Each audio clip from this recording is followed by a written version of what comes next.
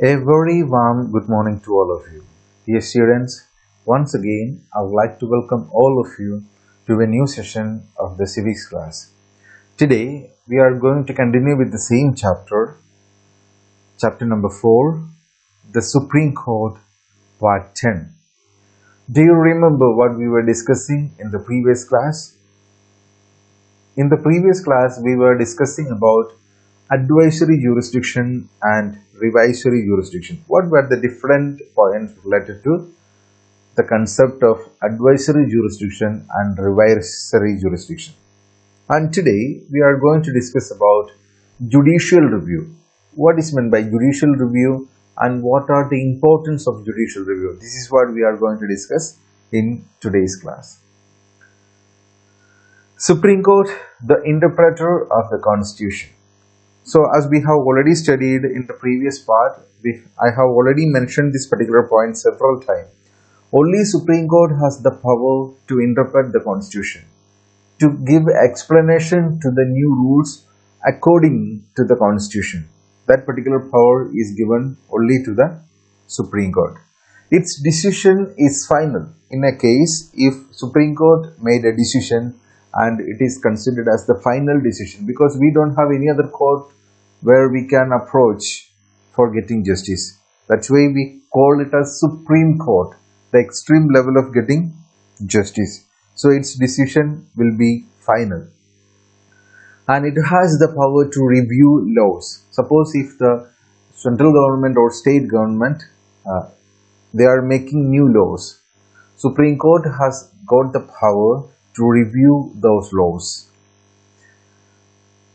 passed by the union or state legislatures, and the Supreme Court has got the power to declare a law ultra virus or null and void, which means suppose if the union's government or state government or union legislature or state legislatures made a new law and Supreme Court has got the power to declare it null and void, or in simple way we can say the Supreme Court has got the power to declare it invalid. But if they want to declare it as an invalid, there must be proper reason. That's why it is told Supreme Court has got the power to interpret the different laws on the basis of the Constitution, if it is against the letter and spirit of the Constitution. So this is the main point. If the Supreme Court has to declare a law as invalid, it must prove that it is against the spirit or the concept of the Constitution or contravenes any provision of the Constitution. It must be against the provision of the Constitution. In such case, the Supreme Court has got the power to declare it as invalid. It is referred as the power of judicial review. So, this particular power given to the Supreme Court to declare a law made by the state legislatures or union legislatures as invalid, it is being known as judicial review. Total judges to hear and decide a case involving interpretation of the Constitution shall be 5.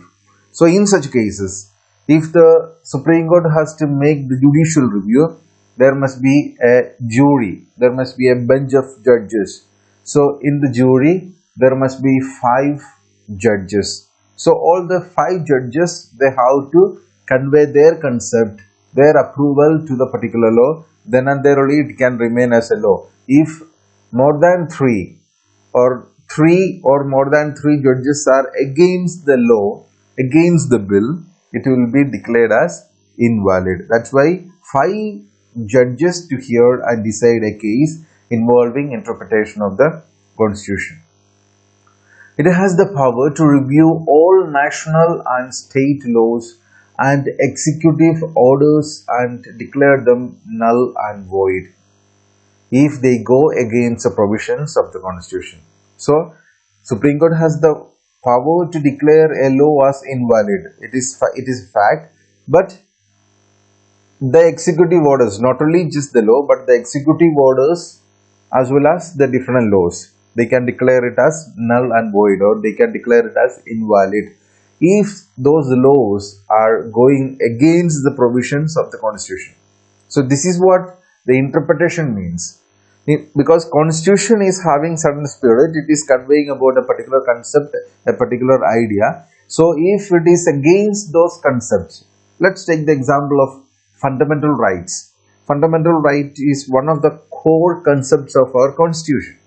So if the union legislatures or state legislatures are making some laws against the fundamental rights, from that moment itself or from that text itself, the Supreme Court can declare it as invalid because it's against the provisions of the Constitution.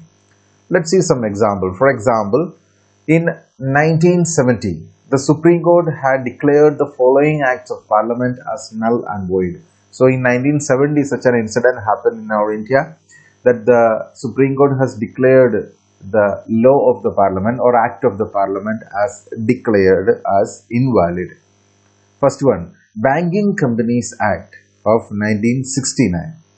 And according to the Banking Companies Act, the Union government or the Parliament decided to make 14 banks as nationalized banks. But the Supreme Court was against it because it was against the Constitution. Again, one more example is there. In August 1999, Supreme Court had told that merit should be the sole criterion for admissions to PG and other higher courses in medicine and engineering. As you know, we have different entrance exams, and according to the qualifications or according to the marks acquired in the entrance examination, the people are getting admission for medicine and engineering. And this particular concept or merit should be there. This is what was the Supreme Court told, because there were some rules against this merit system.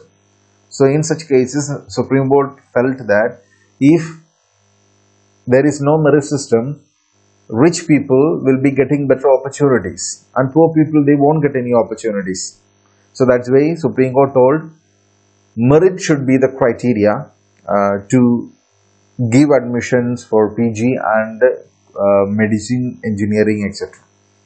So this was one another step taken by Supreme Court on the basis of judicial review. So dear students, I hope that you have got an idea about what is meant by judicial review. These are the points which I would like to share with you on this particular topic.